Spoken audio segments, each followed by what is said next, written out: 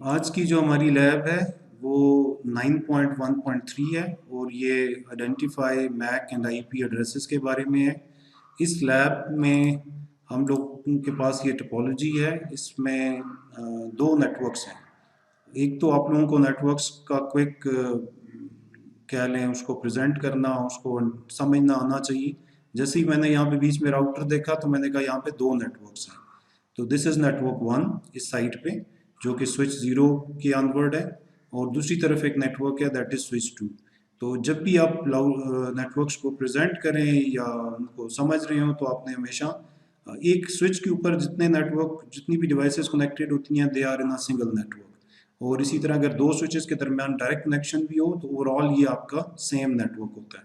लेकिन व्हेनेवर हम लोग राउटर इंट्रोड्यूस कराते हैं, यहाँ पे आप देख सकते हैं ये राउटर का आइकन है, तो इससे हमें क्लियरली पता चल रहा है कि इस टोपोलॉजी में दो नेटवर्क्स हैं।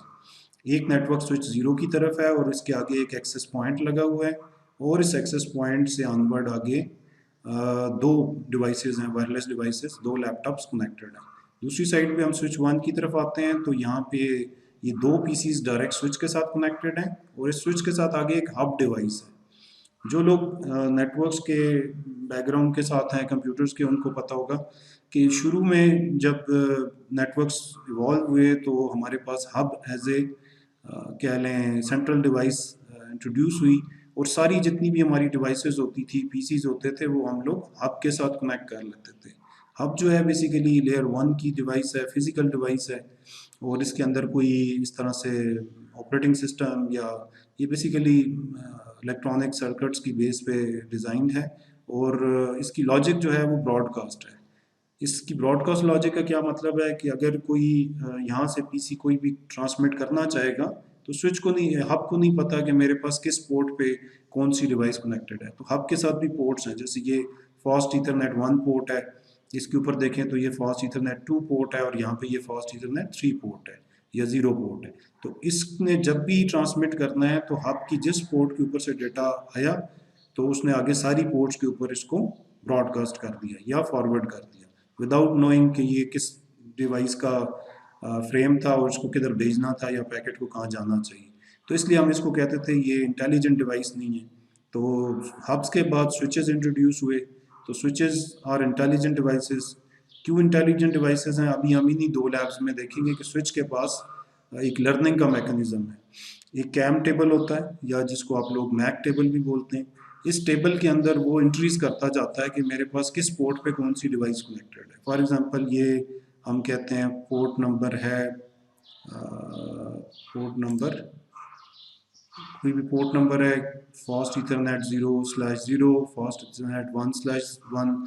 तो ये जो पोर्ट नंबर है इसके अगेंस्ट वो एंट्री अपने पास सेव करेगा कि मेरे पास इस पोर्ट के ऊपर ये वाला कंप्यूटर कनेक्टेड है। इसका आईपी नहीं होगा, इसका मैक एड्रेस होगा, जो कि फिजिकल एड्रेस होता है, और ये एड्रेस इसकी टेबल में रिकॉर्ड हो जाएगा। ये अभी मैं आपको कुछ आगे दिखाऊंगा कि इसके टेबल के अंदर कौन सी एंट्रीज हैं। देन कम्स हमारे पास राउटर आ जाता है। तो राउटर हम क्यों लगाते हैं कि राउटर जब हम कोई भी नेटवर्क्स को आपस में इंटरकनेक्ट करना चाहते हैं, देखिए ये एक नेटवर्क था, मैं इसको कहता हूँ नेटवर्क वन है, और इस तरफ ये दूसरा नेटवर्क है, इट इज़ नेटवर्क टू। तो जब भी दो नेटवर्क्स आ जाएंगे, दो डिफरेंट नेटवर्क्स आ जाएंगे, तो हम उनको आपस में इंटरकनेक्ट करेंगे थ्रू अ राउटर। तो हम इस लैब को स्टार्ट करते हैं एज पर इंस्ट्रक्शन जो कि इस लैब में दी गई हैं। इस लैब में हमने आइडेंटिफाई करना है मैक एड्रेसेस को और आईपी एड्रेसेस को। तो इसका तरीका यही है जैसे हमने पहले एक्सप्लोर किया था कि हम कोई पैकेट सेंड करते हैं और उसकी बेस पे हम उसको एक्सप्लोर करते हैं, उसमें से मैक एड्रेस और आईपी एड्रेस आइडेंटिफाई करते हैं ताकि हम देख सकें कि ये कम्युनिकेशन कैसे हो रही है। ये कह रहे क्लिक ऑन PC 31.5, और ये पीसी है हमारे पास, हमने इसके ऊपर क्लिक कर लिया और इसके कमांड प्रॉम्प्ट को ओपन कर लिया। तो डेस्कटॉप में गए और यहाँ से ये कमांड प्रॉम्प्ट है, ये मैंने ओपन कर लिया। इसमें कहता है कि जी पिंग कर लें आप 172.16.31.2। तो इस एक कंप्यूटर को हम लोग पिंग करने जा रहे हैं। दैट्स गुड कि ये पिंग हो रहा है। अगर हम यहाँ से ग्राफिकली देखें तो ये 31.5 है और मैंने इसको पिंग किया था 31.2, तो ये यहाँ से पिंग गया और यहाँ से इसके पास रिसीव हुआ इको रिक्वेस्ट और यहाँ से इसने रिप्लाई कर दिया। तो हमारे पास हमारे सिमुलेटर में आ गया कि यहाँ से हमने 4 इको रिक्वेस्ट भेजी और उसके रिस्पॉन्सेस हमें रिसीव हो गए, पैकेट लॉस कोई नहीं है, दैट्स गुड। अभी हम इसको सिमुलेशन मोड में शिफ्ट करते हैं और दोबारा यही एक्टिविटी करेंगे, बट हम ट्रेस करेंगे कि पैकेट्स कहाँ से जा रहे हैं। तो हम दोबारा अपने कंप्यूटर का ये इंटरफेस ओपन करते हैं, अप की दबाते हैं और दोबारा पिंग कर लेते हैं। तो जैसे ही मैंने इसको पिंग किया तो यहाँ पे आपके सामने एक पैकेट भी आ गया जो कि एक सॉर्ट ऑफ फ्रेम है एट दिस स्टेज, और यहाँ से हम इसको प्ले फॉरवर्ड बैक कर सकते हैं और यहाँ से हम इसको एक्सप्लोर भी कर सकते हैं। तो अगर हम यहीं से इसको एक्सप्लोर करें तो हमें मतलब डिटेल्स पता चल जाएंगी कि ये जो पैकेट बना था इसकी क्या डिटेल्स हैं। तो आप लोग इसको डबल क्लिक करके ये इसका व्यू ओपन कर सकते हैं। तो ये यहाँ पे हमारे पास ये जो PDU है जो कि अभी हमने कमांड दी थी उसका है। तो इसमें आप देख सकते हैं कि हमारे पास जो डिटेल्स हैं, जैसे डेस्टिनेशन का मैक है वो क्या है, डेस्टिनेशन का मैक 1DAC, ये पूरा एक मैक एड्रेस है। और इसी तरह सोर्स का मैक एड्रेस ये 788 है, और इसी तरह IP एड्रेस सोर्स का जो है 172.16.31.5 है और डेस्टिनेशन का IP एड्रेस 31.2 है, और ये एक ICMP मैसेज है और इसकी टाइप 8 है और ये एक इको रिक्वेस्ट है। तो इससे हमें पता चल रहा है कि कौन सोर्स है और कौन डेस्टिनेशन है। तो ये मैक एड्रेसेस हमारे फिजिकल एड्रेसेस हैं। इनको वेरीफाई हम इस तरह से भी कर सकते हैं कि डिवाइस के ऊपर जाएं और जाके चेक करें कि क्या इस डिवाइस का मैक एड्रेस ये है कि नहीं है। तो मैं इसी डिवाइस पे जाता हूँ और इसके ये पैकेट उस स्टेज पे है, हम यहाँ से कमांड प्रॉम्प्ट से ही चेक कर सकते हैं। मैं अभी इसको स्किप करता हूँ और ipconfig/all एक कमांड है, ये आगे भी हम एक्सप्लोर करेंगे। तो इसमें आप देख सकते हैं कि जो मेरे पास मैक एड्रेस है that is physical address that is इस कंप्यूटर का, वो ये C788 है। तो आप यहाँ से भी देख सकते हैं कि जो सोर्स का मैक एड्रेस है वो ये है। तो अगर मैं इसको छोड़ दूं और यहाँ से ये डेस्टिनेशन था हमारा, इसके ऊपर जाएं और इसके कमांड प्रॉम्प्ट में जाके यहाँ पे की कमांड लगाएं ipconfig/all/। तो आप यहाँ से इसका देख सकते हैं, ये नीचे ब्लूटूथ इंटरफेस है और ये इसका ईथरनेट फास्ट ईथरनेट इंटरफेस है। तो यहाँ से आप इसको देख सकते हैं कि इसका जो मैक एड्रेस है DA7 तो यहाँ से भी ये हमें बता रहा है कि जो डेस्टिनेशन का मैक है वो ये है। तो सॉर्ट ऑफ हम इसको अभी ट्रेस कर रहे हैं कि ये पैकेट कैसे जाएगा। हम इसको दोबारा एक दफ़ा सेंड कर लेते हैं। मैं एक दफ़ा दोबारा सिमुलेशन मोड में आ जाता हूँ और मैं इस कंप्यूटर के ऊपर दोबारा ये पिंग लगाता हूँ। ये मैंने दोबारा पिंग लगाया और ये मेरा पैकेट रेडी है। हम इसको फॉरवर्ड करते हैं। तो यहाँ से आप देख सकते हैं कि ये जो हमारा पैकेट था, ये फ्रेम थी, ये स्विच के पास रिसीव होगी। स्विच इसको अगर हम इस स्टेज के ऊपर इसको ओपन करें तो यहाँ पे लिखा हुआ है एट, ये फ्रेम इस टाइम पे स्विच 1 के ऊपर है, इससे पहले ये इस PC पे थी। तो आप यहाँ से भी देख सकते हैं वही सारी डिटेल्स मौजूद हैं, सोर्स का मैक, डेस्टिनेशन का मैक। हम नेक्स्ट एक दफ़ा दबाते हैं, प्रेस करते हैं तो हमारे पास तीसरा PDU आ जाता है। तो यहाँ पे देखें ये जो रिसीव हुआ है ये हब पे रिसीव हुआ है। तो हम इसके ऊपर क्लिक करते हैं तो अभी आप देख सकते हैं कि एट डिवाइस हब है, ये जो अभी फ्रेम जा रहा है ये इस हब के ऊपर जा रहा है। अभी देखें फ्रेम हब लेवल पे लेयर 2 की डिटेल्स इसको नहीं पता, इसलिए हम इस डिवाइस को, क्योंकि ये फिजिकल डिवाइस है, ये लेयर 2 पे कम्युनिकेट नहीं करती, इसको मैक एड्रेसेस का नहीं पता। तो इसका जस्ट काम है कि जो भी रिसीव होगा उसने उठा के अपनी दोनों डिवाइसेस को भेज देना है विदाउट नोइंग कि ये किसके लिए आया था। तो जैसे ही हम इसको फॉरवर्ड करते हैं तो यहाँ पे आप देखें हब ने ब्रॉडकास्ट कर दिया, दोनों की तरफ फॉरवर्ड किया, बजाय इसके स्विच ने तो एक की तरफ भेजा था, लेकिन स्विच इसीलिए हम कहते हैं इंटेलिजेंट डिवाइस है, इसने इसको नहीं भेजा। लेकिन हब क्योंकि इंटेलिजेंट डिवाइस नहीं है इसलिए हम इसे कहते हैं कि ये ब्रॉडकास्ट कर रहा है। तो इसने क्या किया, इस पोर्ट से रिसीव हुआ और जितनी पोर्ट्स के ऊपर कोई कनेक्शंस हैं उनके ऊपर इसने फॉरवर्ड कर दिया। अब ये डेस्टिनेशन की रिस्पॉन्सिबिलिटी है कि वो चेक करे कि जो डेस्टिनेशन आईपी एड्रेस या मैक एड्रेस इसके अंदर था क्या वो इस डिवाइस का है कि नहीं है। फॉर एग्जांपल आपको मैं एक पैकेट भेजता हूँ और उसकी मिस गलती से एक कॉपी जो है वो दूसरे स्टूडेंट को भी भेज देता हूँ, तो क्या होगा कि जो ओरिजिनल डेस्टिनेशन है वो तो उसको रिसीव करेगा, उसका रिस्पांस देगा, लेकिन जिसके पास वो मिस्टेकनली जा रहा है, जिसको जिसको उसका रिस्पांस नहीं करना, तो वो उसको डिस्कार्ड कर देगा। तो यहाँ पे क्रॉस का साइन भी इसीलिए आ रहा है कि हम इसको डिस्कार्ड कर रहे हैं, यह जो डेस्टिनेशन है। तो इसी तरह कोई भी डिवाइस जिसके पास कोई ऐसा पैकेट या फ्रेम आ जाता है जिसका डेस्टिनेशन उससे मैच नहीं होता, तो वो उसको डिस्कार्ड कर देता है। राउटर्स फॉरवर्ड करते हैं रेगुलर पैकेट्स को, तो उनकी लॉजिक थोड़ी डिफरेंट है, लेकिन हम जो एंड डिवाइसेस हैं वो ये देखती हैं कि अगर ये जो फ्रेम है ये उसके लिए है तो फिर वो उसको रिसीव करेगा, अदरवाइज डिस्कार्ड कर देगा। तो यहाँ से हम एक टेबल पॉपुलेट कर सकते हैं। जो लोग थोड़ा इन डेप्थ अंडरस्टैंडिंग चाहते हैं उनको चाहिए कि वो एक जस्ट लाइक स्प्रेडशीट बना लें, कॉलम टेबल बना लें।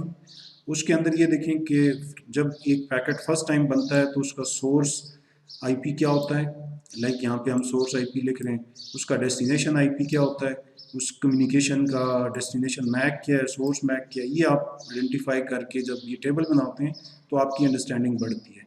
तो स्विच पे देखें, स्विच के ऊपर हमने जब ये डिवाइस के ऊपर था तो इसका एक सोर्स मैक भी था, डेस्टिनेशन मैक भी था, कम्युनिकेशन का सोर्स आईपी भी था, डेस्टिनेशन आईपी था।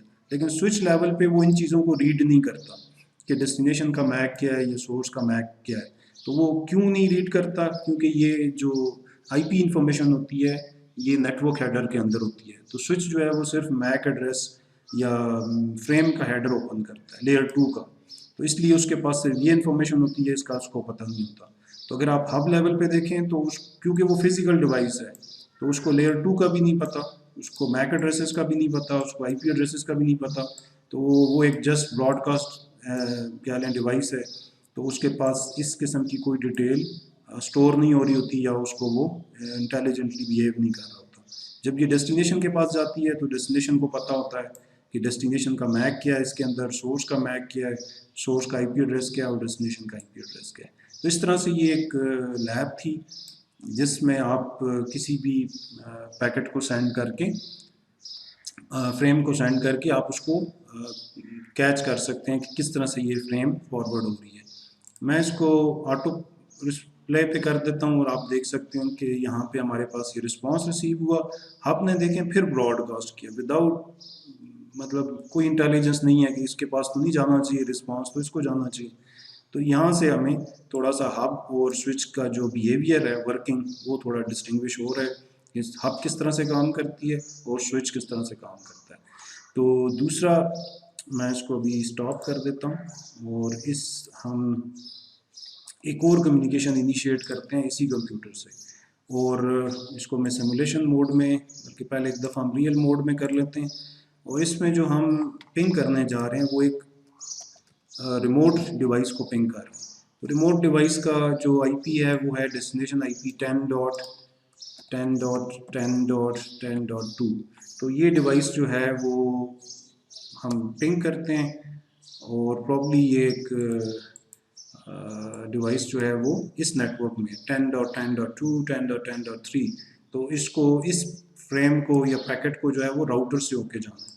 एक चीज़ याद रखें, शुरू में जब भी आप टेस्टिंग कर रहे होते हैं तो इनिशियल फेलियर आ सकते हैं, इसकी भी एक लॉजिक है, मैं आपको नेक्स्ट लैब में बताऊंगा। ARP का एक प्रोसेस होता है जिसके थ्रू हम मैक एड्रेसेस लर्न करते हैं, डेस्टिनेशन के मैक एड्रेस पता कराने के लिए। तो अभी हम उस तरफ नहीं जा रहे, हम जस्ट कम्युनिकेशन की तरफ फोकस्ड है कि किस तरह से पैकेट्स या फ्रेम एक जगह से दूसरी जगह जाते हैं। तो इनिशियल फेलियर्स आ सकते हैं, मे भी एक फेलियर आए, मे भी 2 फेलियर आए, तो कोई इशू नहीं है। आप दोबारा उसको ट्राई करें, दोबारा टेस्ट करें, तो ऑल जो जितने भी आपने रिक्वेस्ट की थी को रिक्वेस्ट, उन सब के रिस्पॉन्सेज आ रहे हैं, तो एवरीथिंग इज़ गुड।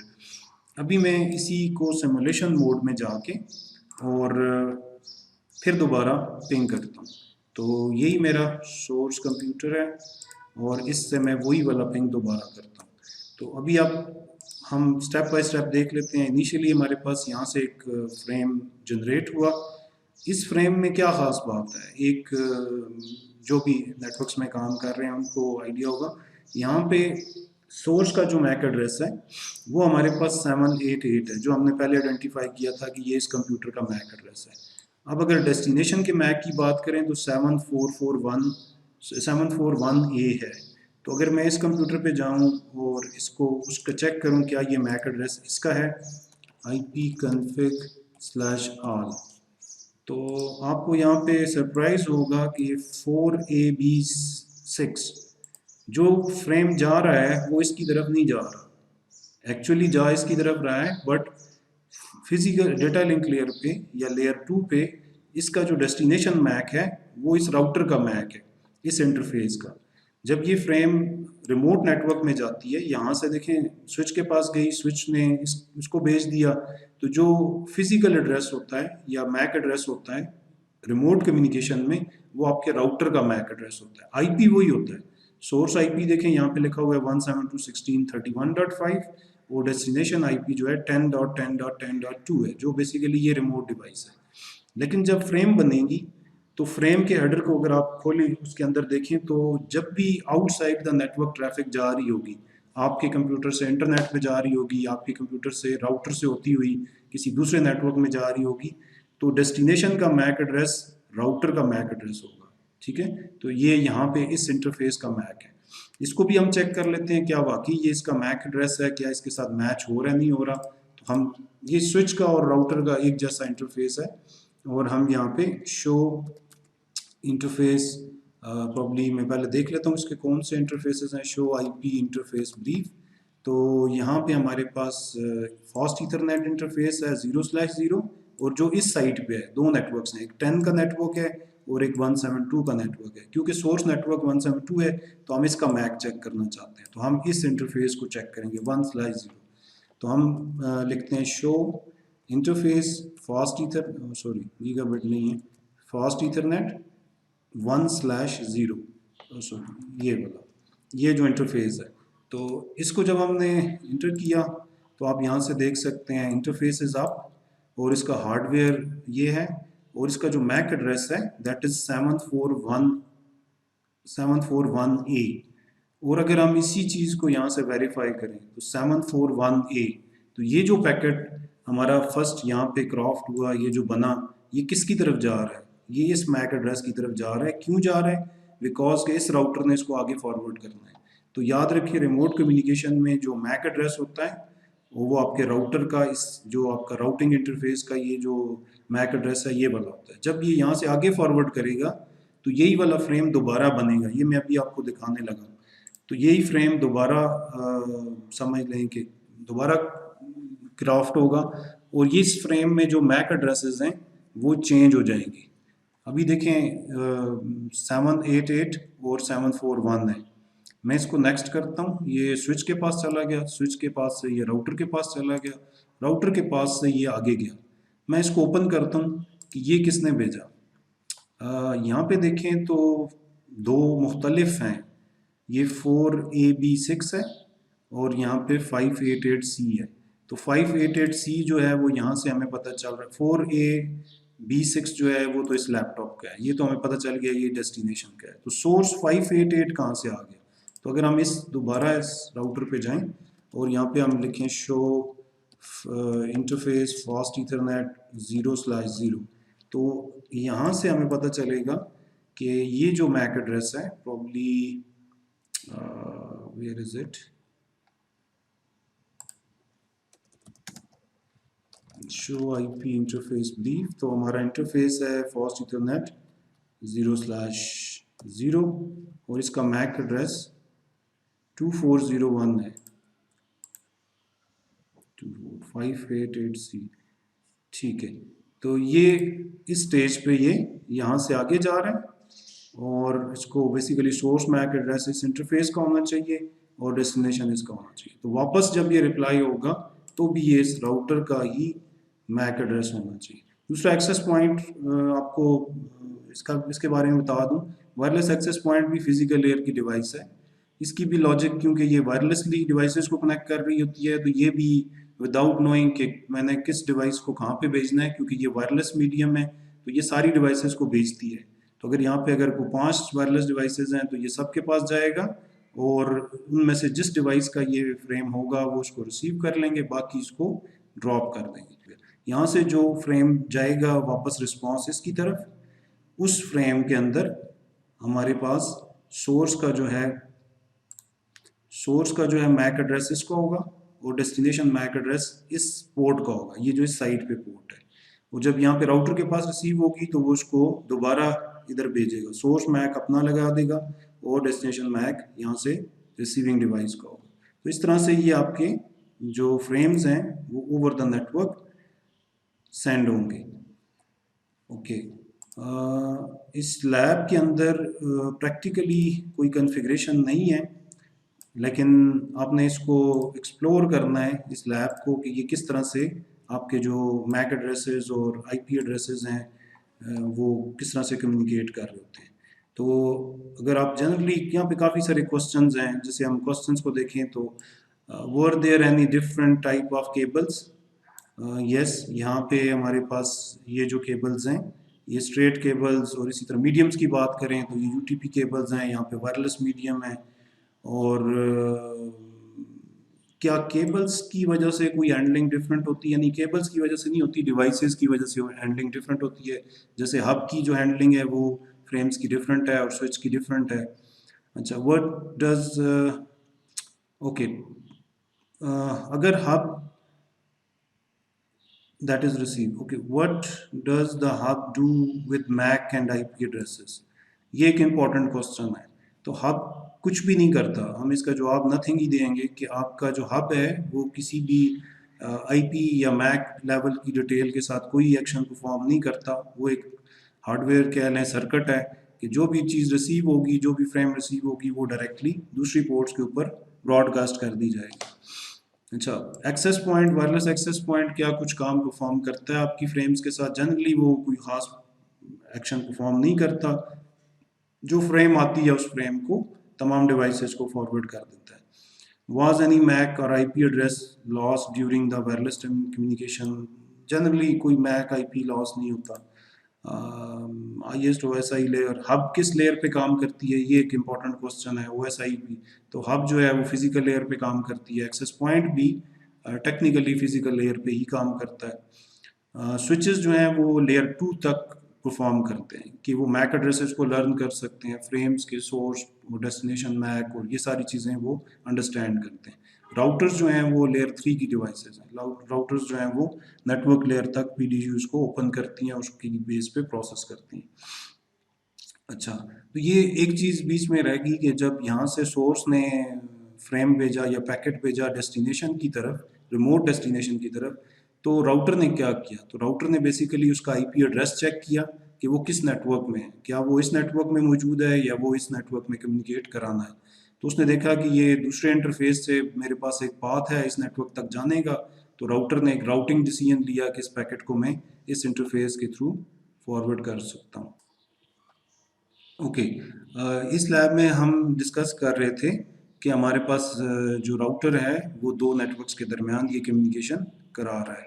तो नेक्स्ट जो है, अभी हम इस लैब की अगर इंस्ट्रक्शंस देखें तो जनरली हमने ये एवेलुएट करना था कि डिवाइसेस का रोल क्या है और किस तरह से वो पैकेट्स फॉरवर्ड कर रही हैं।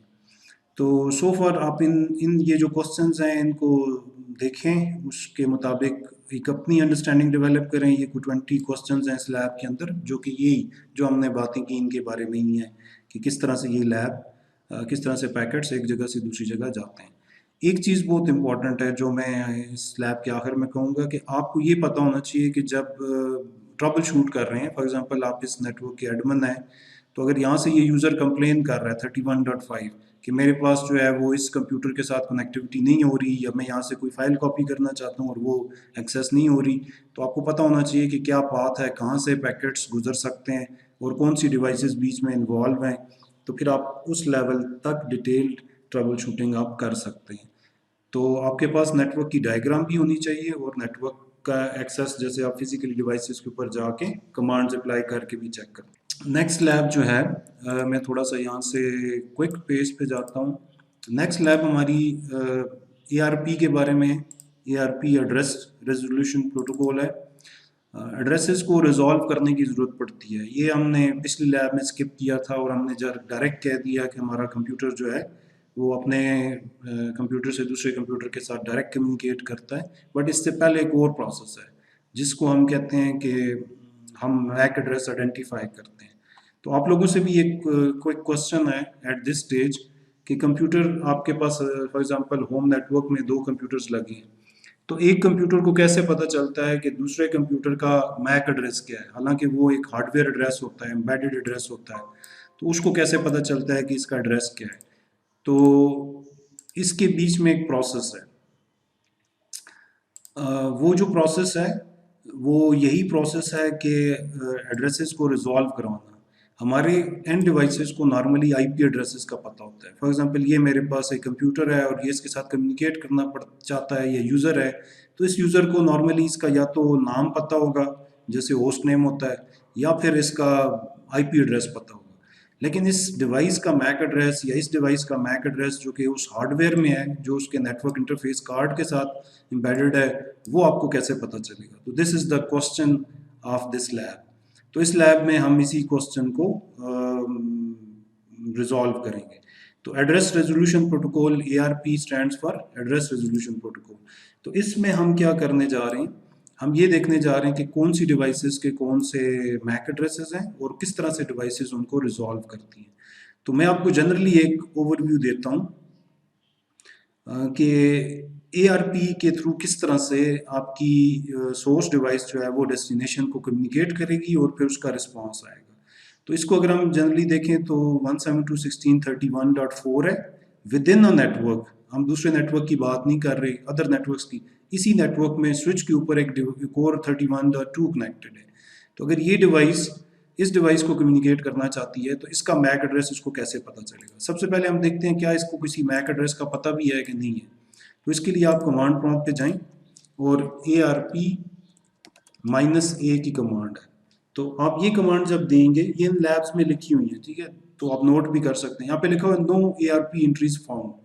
तो अब इस स्टेज के ऊपर अगर हम किसी भी डिवाइस को पिंग करेंगे, तो हम पिंग करते हैं 172.16.31.2, तो क्या होगा। सबसे पहले हमें तो मैक एड्रेस चाहिए ताकि हम फ्रेम में सोर्स का मैक अपना डालें और डेस्टिनेशन का मैक इसका डालें, तो तब फ्रेम जाएगी स्विच के पास।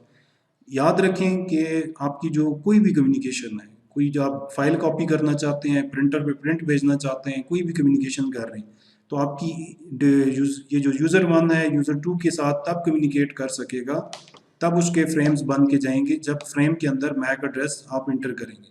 तो डेटा फ्रेम्स जो हैं वो तभी ट्रांसमिट होती हैं जब आपके पास डेस्टिनेशन का मैक एड्रेस मौजूद होता है। तो अगर ये कंप्यूटर जो है एक फ्रेम भेजना चाहता है इस कंप्यूटर को या पिंग करना चाहता है, तो भी उसको उसका मैक एड्रेस चाहिए। तो जैसे ही हम ये सेंड करेंगे तो आपका कंप्यूटर सबसे पहले क्या करेगा, इस डिवाइस से ARP क्यूरी करके उसका मैक मंगवाएगा। वो कैसे होता है, अगर मैं सिमुलेशन मोड में जाऊं और यहाँ से मैं फिल्टर आउट करूं, अभी तो खैर मैंने इसको ARP कर दिया था, मैं इसको नन कर देता हूँ और सिर्फ ARP को मैं क्यों देखता हूँ कि ARP क्या कर रहा है। तो मैं यहाँ से एक और पिंग भेजता हूँ, पिंग 172.16.31.2 की तरफ हम भेजते हैं। तो आप यहाँ से देख सकेंगे कि शुरू में सबसे पहले आपका डेटा पैकेट नहीं जा रहा, पिंग का पैकेट ICMP का नहीं जा रहा, बल्कि एक ARP पैकेट जनरेट हुआ है।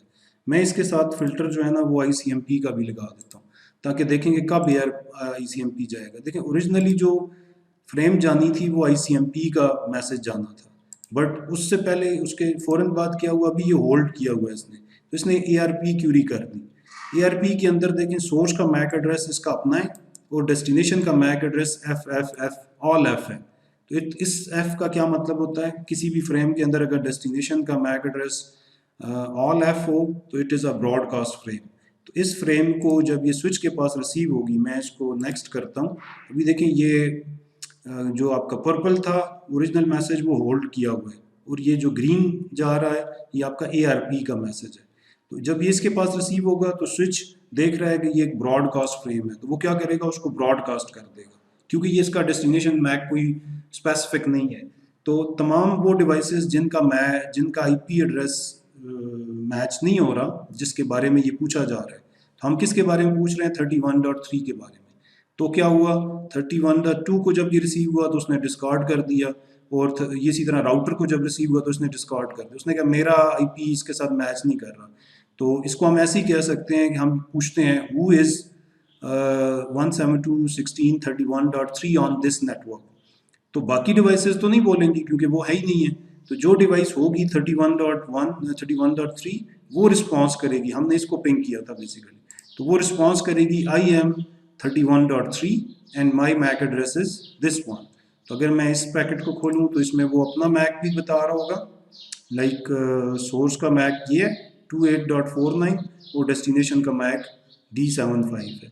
तो इस तरह से ये हमारे ये मैक लर्न होते हैं ओवर द नेटवर्क, और ये रियल टाइम में लर्न होते हैं, ये कोई फिक्स नहीं होते या सेव्ड नहीं होते, ये रियल टाइम पे क्यूरी करके मैक आते हैं। अब मैं यहाँ पे आपको एक और चीज़ दिखाना चाह रहा था, लेकिन क्योंकि ये अभी होल्ड हुआ हुआ है, तो अभी अगर इस टाइम पे अगर आप ARP-A करते तो इसकी कोई एंट्री इसके पास मौजूद नहीं थी। हम इसको कंप्लीट कर लेते हैं, इस एक कम्युनिकेशन को, फिर हम इसको एक्सप्लोर करते हैं। तो क्या इसके पास कोई मैक एड्रेस लर्न हुआ है कि नहीं हुआ, या IP एड्रेस लर्न हुआ है, सॉरी मैक लर्निंग हुई है नहीं हुई IP के अगेंस्ट। तो मैं इसको चलिए इसको कंप्लीट होने देते हैं, एक आध रिप्लाई आ जाए तो हम इसको दोबारा चेक करेंगे कि ARP क्यूरी का रिस्पांस क्या हुआ, हमें क्या रिटर्न मिला। तो ये कंप्लीट हो गया, मैं Ctrl+C करके मैंने स्किप कर दिया। अब मैं लिखता हूँ ARP-A, सॉरी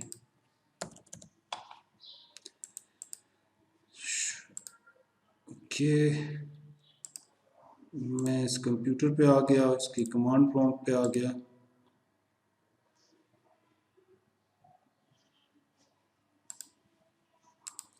और यहाँ पे मैं लिखता हूँ ARP-A। तो यहाँ पे आपको दो एंट्रीज मिल रही हैं, ठीक है। एक है 172.16.31.2 जो हमने पहले पिंग किया था, और उसके बाद एक 31.3 है। तो ये एंट्री थोड़ी देर के लिए मौजूद रहती है, कुछ ये वेरी करती है operating system to operating system और इसी तरह डिवाइसेस के ऊपर। तो ये 15 सेकंड से लेकर 45 सेकंड्स तक ये एंट्री मौजूद रहेगी डायनामिकली, कुछ में इससे ज़्यादा टाइम तक भी रहती है। तो ये डायनामिक एंट्री है। इसमें ये बताया हुआ है कि अगर तुमने किसी 31.3 से कम्युनिकेट करना है तो इसका मैक एड्रेस ये, तो इस चीज़ को हम कहते हैं ARP कैशे। तो नेक्स्ट टाइम जब हम पिंग करेंगे तो हमें ARP क्यूरी की ज़रूरत नहीं है, हमारे पिंग जो है वो डायरेक्ट फ्रेम्स बन के जाना शुरू हो जाएंगे, क्योंकि हमारे पास ऑलरेडी ARP कैशे में ये मौजूद है। इसी तरह राउटर्स की भी ARP कैशे होती है। अब मैं एक और चीज़ आपको जो शेयर करना चाह रहा था वो इम्पोर्टेंट है कि अगर हमारी ये डिवाइस रिमोट डिवाइस के साथ कम्युनिकेट करे तो क्या होगा, क्या ये मैक एड्रेस लर्न होगा, नहीं होगा, किस किस्म का होगा। ओके, हम एक रिमोट डिवाइस को पिंग करने जा रहे हैं और हम देखेंगे क्या हमारे पास मैक एड्रेस क्या लर्न होता है। तो यहाँ से मैं पिंग करता हूँ, पिंग 10.10.10.2। तो होपफुली शुरू में ARP का शुरू में फेलियर्स आ सकते हैं, थोड़ा सा इनिशियल एक दो फ्रेम्स हमारी लॉस हो सकती हैं, बट इन एनी केस हमारी कनेक्टिविटी सही है, कनेक्टेड है। तो अगर मैं अभी ARP-A करता हूँ तो मेरे पास जो उस रिमोट डिवाइस का कोई भी मैक एड्रेस लर्न नहीं हुआ, हालांकि पिंग भी हो रहा है।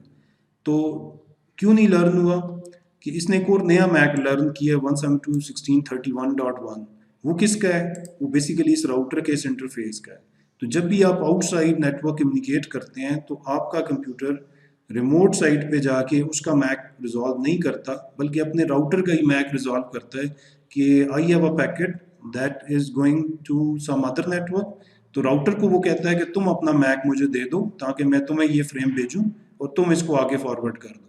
तो it is like a gateway, it is like a post office, कि आप इसको यहाँ से अपना पैकेट भेजते हैं और इसको पता है कि आगे कैसे लेके जाना है।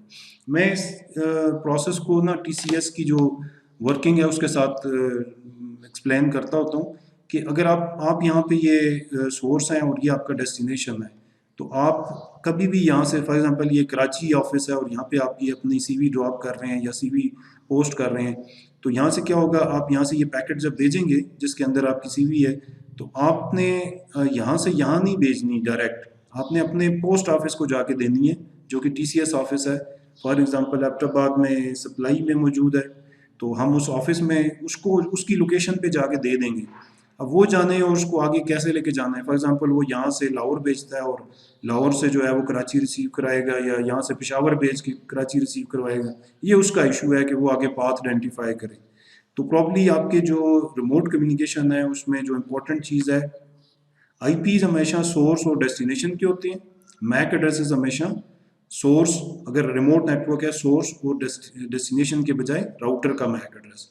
तो ये एक इम्पॉर्टेंट इस लैब में कंसेप्ट था जो कि हमने लर्न करना था। बाकी जो इसकी डिटेल्स हैं वो काफ़ी इन्होंने डिटेल में दिया हुआ है कि किस तरह से आप पिंग करें और उसको कैप्चर एंड फॉरवर्ड करें और आगे इसको देखते जाएं कि ये ट्रांसमिट हो रहा है और किस जगह पे, जैसे ये मैंने ARP-A की कमांड्स दी, और इसी तरह आप ये क्या कहते हैं राउटर्स पे भी चेक कर सकते हैं, राउटर्स पे ये कमांड इसी तरह शो ARP के साथ आती है, ठीक है। स्विचेस के ऊपर शो मैक एड्रेस टेबल के साथ ये कमांड आती है, तो काम वही करेगा, आपको ARP कैशे बताएगा कि मेरे पास ARP कैशे में क्या चीज़ है। तो राउटर्स पे show ARP, show MAC address, इस तरह से ये कमांड्स अवेलेबल हैं, आप इनको एग्जामिन कर सकते हैं। तो इस लैब को भी हम थोड़ा स्किप करके आगे जाते हैं, और नेक्स्ट ये जो IPv6 नेबर डिस्कवरी है, क्योंकि अभी तक हमने IPv6 डिस्कस नहीं किया, तो मैं इसको अभी स्किप कर रहा हूँ। ये हम बाद में जब नीचे IPv4 और IPv6 जैसे ये कन्फिगरिंग IPv6 एड्रेसिंग आएगा तो फिर मैं आपको इसकी नेबर डिस्कवरी के बारे में बताऊंगा कि IPv6 में ये काम कैसे होता है। हाँ, ये चीज़ आपको जनरली बता दूं कि IPv4 और IPv6 में जो स्विचेस का बिहेवियर है, राउटर्स का बिहेवियर है, डिवाइसेस का पैकेट्स को फॉरवर्ड करने का, वो वही रहता है। सिर्फ जो IP एड्रेस है वो या तो 32 बिट के बजाय 128 बिट का हो जाता है। मैक एड्रेस उसी लेवल पे उसी तरह से काम कर रहे होते हैं। अच्छा, नेक्स्ट हम जो आज की दो लैब्स हैं राउटर के बारे में, वो थोड़ा मैंने कहा कि हम अंडरस्टैंडिंग डेवलप कर लेते हैं कि जब end devices through switches communicate करती हैं तो क्या होता है, और जब हम किसी दो नेटवर्क्स के दरमियान कम्युनिकेट कराते हैं तो क्या किस तरह से ये राउटर्स एक्शन परफॉर्म करेंगे। ये जो पहली लैब है 10.3 प्रॉब्ली ये 1 है, ये जो लैब है ये बेसिक कन्फिग्रेशन के बारे में है। जस्ट लाइक आप लोगों ने स्विच की बेसिक कन्फिग्रेशन की, तो इसमें कोई क्या लें डिटेल्स नहीं है अदर दैन कि हम एक राउटर को कनेक्ट कैसे करते हैं और उसके ऊपर बेसिक कमांड्स कैसे अप्लाई करते हैं। बट जो सेकंड लैब है, ये जो इसके बाद वाली लैब है connect a router to a LAN, इसमें हम लोग IP असाइन करके, और ये काफ़ी बड़ी लैब है, ठीक है। इसके ऊपर मेरा फोकस इसके ऊपर था, इसलिए मैं इन चीज़ों में ज़्यादा डिटेल्स में नहीं गया। तो अभी मैं इस लैब को भी थोड़ा जनरली एक्सप्लेन आपको कर देता हूँ कि आपके पास जब एक नया राउटर आप खरीद के लाते हैं, फॉर एग्जांपल ये राउटर आपने परचेज किया अपने नेटवर्क में लगाने के लिए, तो आप इसको कनेक्ट कैसे करेंगे। तो सबसे पहले जैसे हमने स्विच के साथ हमने बात की थी, तो स्विच के साथ हमें कंसोल कनेक्शन हमने लगाया था PC से स्विच के साथ। तो अभी हम क्या करेंगे, वही कंसोल कनेक्शन लेंगे और RS-232 पोर्ट जो हमारी PC की होती है उसके ऊपर लगा के राउटर की कंसोल पोर्ट पे लगा देंगे। तो सेम वही स्टेप है जिस तरह से हमने स्विच को इनिशियली कॉन्फ़िगर किया था। मैंने आपको शुरू में बताया था कि हमारे switches routers with zero configuration आते हैं, तो हम उनको जब कंसोल केबल से या डायरेक्ट लैपटॉप के साथ कनेक्ट करके कॉन्फ़िगरेशन स्टार्ट करते हैं तो हमें ये कंसोल केबल रिक्वायर्ड है। तो हमने ये कनेक्टिविटी सिमुलेटर में ये कर दी। लेट्स वेरीफाई फ्रॉम यू कि क्या आप लोगों को वॉइस क्लियर है, कोई चीज़ कोई इशू तो नहीं है एट दिस स्टेज, ताकि हम आगे जा सकें। Yes, so for everything is perfect, और हमारे जो ये जो कनेक्टिविटी है सो फॉर ये भी ठीक है। तो हम अभी इस लैब को एज़ पर इंस्ट्रक्शंस जो हैं वो हम कॉन्फ़िगर कर लेते हैं जल्दी जल्दी। ये आप लोगों ने किया हुआ है, अगर मैं आपसे कहूँ कि आपने स्विच पे जो काम किया था वही राउटर पे कर दें तो there is no difference at this stage. Router की फंक्शनैलिटी, राउटर के फंक्शंस आगे डिफरेंट हैं, लेकिन राउटर की बेसिक कॉन्फ़िगरेशन वही है। तो उसने कहा इनिशियली आप कंसोल कनेक्शन बना लें और PC के ऊपर क्लिक करें और डेस्कटॉप पे क्लिक करें और इसके बाद आप टर्मिनल एमुलेटर के थ्रू आप इसका ऑपरेटिंग सिस्टम एक्सेस कर लें, कमांड लाइन एक्सेस कर लें। तो हम इसको कॉन्फ़िगरेशन स्टार्ट करते हैं एज गिवन के जो हमारी एक्टिविटी है इसमें देखें अभी ये 20% कंप्लीटेड है। आई डोंट नो, ये कंसोल कनेक्शन की वजह से 20% कंप्लीटेड है। तो हम हमारे पास जब हम राउटर को एक्सेस करते हैं तो यहाँ पे पीछे राउटर लिखा होता है होस्ट नेम, और जब स्विच को एक्सेस करते हैं तो यहाँ पे स्विच लिखा होता है। हम इसको चेंज करते हैं as per hour own topology. तो हम इनेबल लिख के जाते थे प्रिविलेज मोड में, सेम वही काम है। उसी तरह जैसे हम शो रनिंग कॉन्फ़िगरेशन करके हम स्विच की कॉन्फ़िगरेशन देखते थे, यहाँ पे देखिए होस्ट नेम है, इसी तरह स्पैनिंग ट्री के बारे में है, आईपी एड्रेसेस इंटरफेसेस के बारे में है, और इसी तरह आपके पास इसके अंदर भी एक वीलैन इंटरफेस होता है। और लाइन कंसोल ज़ीरो की कोई कॉन्फ़िगरेशन नहीं है, कोई पासवर्ड सेट नहीं हुआ हुआ, लाइन वीटीवाई पे भी कोई पासवर्ड सेट नहीं हुआ हुआ, और हम अभी ये एक ज़ीरो कॉन्फ़िगरेशन है तो इसके ऊपर कोई भी सेटिंग नहीं हुई। तो अगर हम शो स्टार्टअप कॉन्फ़िगरेशन करें तो क्या कोई कॉन्फ़िगरेशन मौजूद है? नहीं, बिल्कुल फ्रेश राउटर है, इस पर कोई NVRAM के अंदर कोई स्टार्टअप कॉन्फ़िग फाइल मौजूद नहीं है। तो यही चीज़ हमने यहाँ से वेरीफाई कर ली। और नेक्स्ट क्या है कि हमने राउटर के ऊपर कुछ कॉन्फ़िगरेशन करनी है, ये स्टेप 1 है। तो मैं इनको जस्ट लाइक स्विच पे हम करते थे, तो हम लिखते थे कॉन्फ़िगर टर्मिनल, जिसके थ्रू हम ग्लोबल कॉन्फ़िगरेशन मोड में जाते थे। द फर्स्ट टास्क क्या है आपका कि आपने राउटर का होस्ट नेम सेट करना है R1। तो मैं इसको होस्ट नेम की कमांड है, सेम उसी तरह जैसे हम देते थे R1 लिखा, इंटर किया, आपका होस्ट नेम चेंज हो गया। सेम स्विच की तरह हम राउटर पे भी ये चीज़ें करें। बैनर लगाना है, बैनर MOTD, और यही जो हमारा अनऑथराइज्ड एक्सेस प्रोवाइडेड का बैनर है वही आप यहाँ पे लगा देते हैं, और ये हमने बैनर लगा दिया। उसके बाद हमने इनक्रिप्ट करना है, तो सर्विस पासवर्ड इंक्रिप्शन की कमांड लगा दें, तमाम आपके जो पासवर्ड्स हैं वो इंक्रिप्ट हो जाएंगे, जो इससे पहले थे पासवर्ड और जो इसके बाद आएंगे सारे इंक्रिप्ट होंगे। फिर कह रहा है कि जी प्रिविलेज एग्जिट मोड का अनइनक्रिप्टेड पासवर्ड सिस्को सेट करना है। तो ये मैंने पहले एक्सप्लेन किया था कि इनेबल पासवर्ड जो हम लगाते हैं वो इंक्रिप्टेड नहीं होता बाय डिफ़ॉल्ट, और ये रीडेबल होता है। बट जब ये सर्विस पासवर्ड इंक्रिप्शन की कमांड लगी होती है तो ये भी वीक इंक्रिप्शन है, बट इंक्रिप्ट हो जाता है। नेक्स्ट आता है आपने इंक्रिप्टेड पासवर्ड वाला लगाना है, तो इसके लिए क्या था, enable secret, it's a secret, जो भी दिया गया है, जो इंस्ट्रक्शन है उसको आपने फॉलो करना है। कंसोल के ऊपर पासवर्ड लगाना है लेट मी इन, तो हम लिखते हैं लाइन कंसोल 0 और पासवर्ड लिखते हैं लेट मी इन और लॉगिन लिखते हैं और इसको एंड कर देते हैं। तो प्रॉब्ली हमारे पास सो फॉर ये स्टेप 1 कंप्लीट हो चुका है, और कंप्लीशन भी जंप करके 90 पे जंप चली गई। यूज़र वेरिफिकेशन के लिए क्या रहा है कि एक दफ़ा साइन आउट कर लें। ओके, तो हम एग्जिट करते हैं और दोबारा एंटर करते हैं, तो ये आपसे लाइन कंसोल 0 का पासवर्ड मांग रहा है जो कि हमने लिखा था लेट मी इन, और फिर इनेबल करते हैं। तो यहाँ से आप सिस्को अगर पासवर्ड देंगे, ये मैंने सिस्को लिखा, नहीं माना उसने, क्योंकि जब मैंने बताया था इनेबल सीक्रेट आप लिखते हैं तो उसकी प्रेसिडेंस हाई होती है, तो आपको लिखना पड़ेगा it's what was that, it's a secret. तो ये हमारा पासवर्ड था, तो इट्स अ सीक्रेट ये एक सिक्योर पासवर्ड था। उसके बाद आपसे कह रहा है what command did you enter to save the configuration into NVRAM, तो कौन सी कमांड लगाएंगे। एक चीज़ याद रखें, एट दिस स्टेज जो भी कॉन्फ़िगरेशन आप कर रहे हैं, शो रनिंग कॉन्फ़िगरेशन, ये रनिंग कॉन्फ़िगरेशन में जा रहा है, और अगर मैं इस राउटर को रीबूट कर दूं विदाउट सेविंग कॉन्फ़िगरेशन या पावर लॉस कर दूं, तो मुझे ये सारी कॉन्फ़िगरेशन जो मैंने की है ये ऑटोमेटिकली डिलीट हो जाएगी। तो इसको हम copy running configuration to startup configuration command देते थे ताकि हमारी कॉन्फ़िगरेशन राउटर के NVRAM में सेव हो जाए। तो what is shortest unambiguous, okay, ये पूछ रहा है कि सबसे शॉर्टेस्ट कमांड क्या है, तो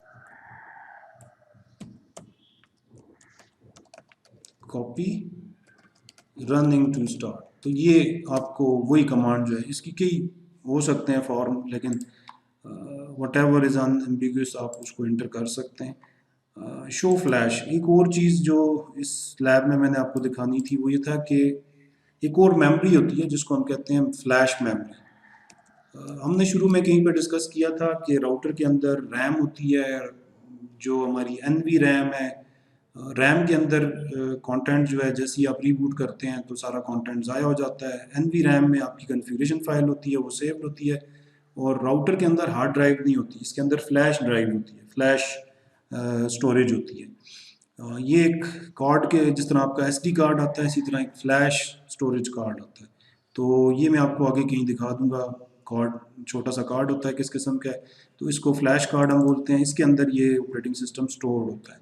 तो अगर आप शो फ्लैश की कमांड लगाते हैं तो शो, जैसे हम फ्लैश करते हैं तो ये हमें उस फ्लैश जो स्टोरेज है उसका कंटेंट दिखा रहा है। तो इसमें कितनी फाइलें हैं हमारे पास, 1 2 3, 3 फाइलें मौजूद हैं। ये 2 फाइलें जो हैं ये सिस्को के जो डिजिटल सिग्नेचर्स हैं उनके बारे में। तो ये हर राउटर में बाय डिफ़ॉल्ट आपको मिलेंगे, लेकिन जो इम्पोर्टेंट है हमारे लिए वो ये वाली फ़ाइल है। इस फाइल को अगर आप पढ़ें तो ये एक कंप्रेस्ड फाइल है और यही इसका ऑपरेटिंग सिस्टम है। तो राउटर्स के अंदर ऑपरेटिंग सिस्टम इस तरह से इंस्टॉल्ड फॉर्मेट में नहीं आते, बल्कि एक फ़ाइल के फॉर्मेट में आते हैं। और ये सी सिस्को के लिए 1900 इसका राउटर का मॉडल है, 1900 सीरीज़ का है। यूनिवर्सल K9 इसका ऑपरेटिंग सिस्टम का फीचर सेट है, सॉरी इसका ऑपरेटिंग सिस्टम का वर्जन है। और इसके साथ ये इसका फीचर्स हैं MSPA। वर्जन कौन सा है, सॉरी ये इंपॉर्टेंट है, 15.1 इसका वर्जन है। 151 इसको नहीं पढ़ते, ये 15.1 है, लिखा इसी तरह जाता है। हम इसको 15 अलहदा पढ़ते हैं और 1 अलहदा पढ़ते हैं। तो इसकी रिलीज़ 4 है और M4 इसका आगे फर्दर रिलीज, सब रिलीज चल रही है। तो ये इसके फीचर्स के बारे में कि ये कौन सा ऑपरेटिंग सिस्टम है। जैसे सिक्योरिटी प्लस भी होता है, यूनिवर्सल भी होता है, तो ये डिफरेंट हो सकते हैं। आईपी बेस पहले आते थे, आईपी सर्विसेज आते थे, तो डिफरेंट ऑपरेटिंग सिस्टम की कह सकते हैं। जैसे आपके पास विंडोज़ 7 है, विंडोज़ 8 है, विंडोज़ 10 है, तो ये आ जाते हैं। तो ये किस वर्जन के लिए है, किस राउटर के लिए है, ये 1900 सीरीज़ के राउटर है। तो ये वाला जो फाइल है ये दूसरे किसी 1800 सीरीज़ के या 2800 सीरीज़ के राउटर्स के ऊपर इंस्टॉल नहीं होगी। जो भी फाइल है वो स्पेसिफिक टू दैट राउटर होती है। तो ये इंपॉर्टेंट आपको याद रखना है कि यहाँ पे 12.4 भी हो सकता है, 12.4 भी हो सकता है, तो आप इसको उस तरह से रीड करेंगे। तो इस टाइम पे हम इसको रीड कर रहे हैं 15.1। तो आपका जो iOS, ये जो इसका वर्जन है iOS ऑपरेटिंग सिस्टम है वो 15.1 है। अच्छा, यहाँ से एक और चीज़ जो इस लैब वाले ने कहा है कि आप जो कॉपी करते हैं ना कॉन्फ़िगरेशन फाइल, तो आप करते हैं copy running to startup config. तो स्टार्टअप कॉन्फ़िग क्योंकि बाय डिफ़ॉल्ट एनवी रैम में स्टोर होती है तो ऑटोमेटिकली चली जाती है। आप इसी स्टार्टअप कॉन्फ़िग को, ये जो स्टार्टअप कॉन्फ़िग वाली फाइल है, हम इसको कॉपी कर सकते हैं फ्लैश के अंदर भी। Copy startup config to flash हम इस तरह से लिख देते हैं। इसका फ़ायदा क्या होगा, इन केस अगर आपकी एनवी रैम, ये भी एक सॉर्ट ऑफ हार्डवेयर है, अगर ये करप्ट हो जाए, क्रैश कर जाए, तो आपकी एक बैकअप फाइल मौजूद होगी फ्लैश मेमोरी के अंदर। तो अभी अगर मैं शो फ्लैश करूं तो पहले 3 फाइलें थी, तो अभी देखें 4 फाइलें हमारे पास मौजूद हैं। और ये जो स्टार्टअप मैंने अभी कॉपी यहाँ पे बनाई थी ये यहाँ पे सेव्ड है। It is just a simple trick कि आप एक फ्लैश मेमोरी में भी for the sake of backup जो है वो आप यहाँ पे अपनी स्टार्टअप कॉन्फ़िग को भी सेव कर लीजिए। ये ऑटोमेटिकली लोड कहीं नहीं होगी। कल को अगर आप इसको ओवरराइट करना चाहते हैं तो आप कॉपी फ्रॉम फ्लैश करके उस फाइल का नाम देंगे, ये वाली फाइल होगी, और इसको वापस रीस्टोर कर सकते हैं किसी भी और लोकेशन पे, जैसे एनवी रैम या रनिंग में आप उसको ला सकते हैं। तो ये एक इस लैब का ऑब्जेक्टिव था कि जिसके थ्रू हमने बेसिक राउटर की पासवर्ड कॉन्फ़िगरेशन और उसकी मेमोरी और ये चीज़ें थोड़ी सी एक्सप्लोर कर ली। अभी हम राउटर का रोल देखने जा रहे हैं कि राउटर प्रैक्टिकली कर क्या रहे होते हैं। सॉरी, ये नहीं थी, ऊपर वाली लैब थी। हम ये वाली lab connect router to a LAN, ये लैब हम करने जा रहे हैं और यही हमारा आज का ऑब्जेक्टिव है आज तक का। तो इसके बाद एक और ये जो 2 लैब्स हैं 10 चैप्टर 10 की, ये मैं आपको वीडियो इनकी सेंड करूँगा, इसके डिफ़ॉल्ट गेटवे के इश्यूज़ क्या होते हैं और बेसिक डिवाइस कॉन्फ़िगरेशन की। मैं भी आपको इनमें से एक लैब जो है वो एज असाइनमेंट मिल जाए, मैं देख लूँगा शायद ये वाली जो लैब है 10.4.3 ये हमारी असाइनमेंट हो जाए। बट ये जो अभी मैं लैब आपको कराने जा रहा हूँ ये हमारा आज का ऑब्जेक्टिव, मेजर ऑब्जेक्टिव यही था, that is connect a router to a LAN. ये है 10.3.4। इस लैब में काफ़ी सारी चीज़ें हम डिस्कस करेंगे कि एक नेटवर्क से दूसरे नेटवर्क में हमारे पैकेट्स कैसे राउट होते हैं, और राउटर्स के अंदर टेबल्स किस किस्म के होते हैं, जैसे राउटिंग टेबल्स होते हैं। इसी तरह डिफरेंट राउटिंग प्रोटोकॉल्स होते हैं, वो हम जनरली देखेंगे। हम उनकी कॉन्फ़िगरेशन नहीं कर रहे, बट उनको हम देखेंगे। हाँ, राउटर्स के ऊपर आईपी एड्रेसेस हमने असाइन करने हैं, वो हमने अभी इस लैब में करना है। तो this is sort of a practical lab कि आपके पास एक ऑर्गेनाइजेशन है और इसके दो ऑफिसेज हैं। अभी आप इसको इस तरह से अंडरस्टैंड करें। तो जब दो ऑफिसेज आपके पास हैं, अभी मैंने ये नहीं कहा कि दो नेटवर्क्स हैं। क्या इस टोपोलॉजी को देख के कोई मुझे चैट कर सकता है, how many networks are there, how many networks are available in this lab, जो कि स्क्रीन पे शेयर्ड है। Okay, someone is saying 4, 1 2 2 5 2 4। बहुत सारे डिफरेंट आंसर्स हैं।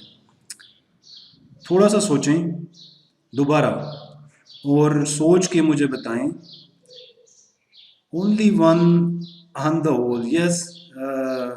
वजिया हमें कह रही हैं कि overall it is a network. Yes, you are right, but हम इसमें कह रहे हैं इसके अंदर कितने नेटवर्क्स हैं, नेटवर्क्स जिनको हम कह सकते हैं। Okay, most of you are saying यहाँ पे दो नेटवर्क्स हैं। हाउ इट इज़ पॉसिबल कि हमारे पास ये दो ही नेटवर्क्स हैं? Why you are not considering other networks? Because of switches.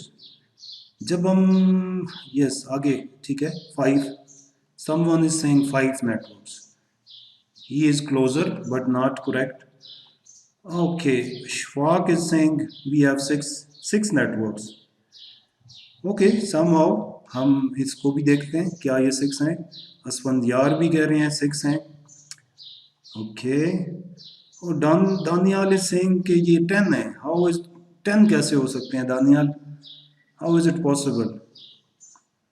4 हैं, मोस्टली लोग 4 3 2 कह रहे हैं। So this is the point two, मैंने इसीलिए ये लैब आज के सेशन में रखी थी कि आप कंसेप्चुअली क्लियर हो जाएं कि how we are differentiating networks. Someone is saying 7। Mohammad Rahil is saying कि 7 नेटवर्क्स हैं हमारे पास। शेरियार कह रहे हैं there are 2 routers and 1 network connected to each other, but it's not true.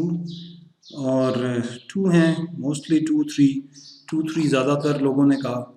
अभी आप इसको मैं इस तरह से एक्सप्लेन करता हूँ ताकि आप सब कंसेप्चुअली क्लियर हो जाए।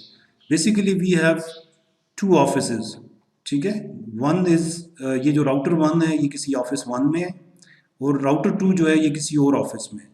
तो मैं इसको थोड़ा और एक्सप्लेन करता हूँ कि राउटर 1 एबटाबाद में है, राउटर 2 इस्लामाबाद में है।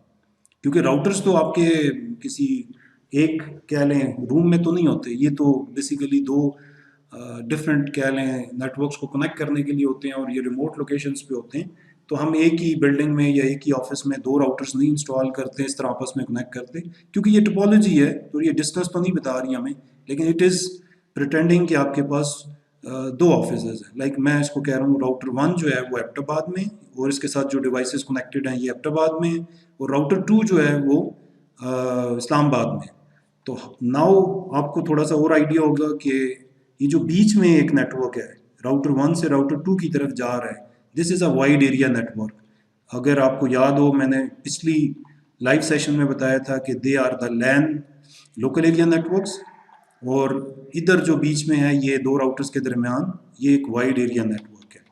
सो फॉर वही लैब वही देखें, हम उन्हीं कंसेप्ट के ऊपर आगे जा रहे हैं। तो राउटर्स के साथ लोकल एरिया नेटवर्क्स होते हैं और वाइड एरिया नेटवर्क्स होते हैं। तो अगर मैं राउटर 1 को थोड़ा एक्सप्लेन करूं, तो राउटर 1 के साथ कितने लोकल एरिया नेटवर्क्स हैं? Who can chat? राउटर 1 के साथ कितने लोकल एरिया नेटवर्क्स हैं? Clearly yes, 2। हमारे पास एक ये इंटरफेस है, इसके ऊपर आगे स्विच 1 कनेक्टेड है, और this is a local area network, और ये हमारे राउटर के साथ एक नेटवर्क है। इसका आइडेंटिफिकेशन क्या है? 192.168.10.0, ये इसका आईपी एड्रेस या नेटवर्क है। दूसरे इंटरफेस पे देखें तो एक और नेटवर्क है जो कि स्विच 2 के साथ है।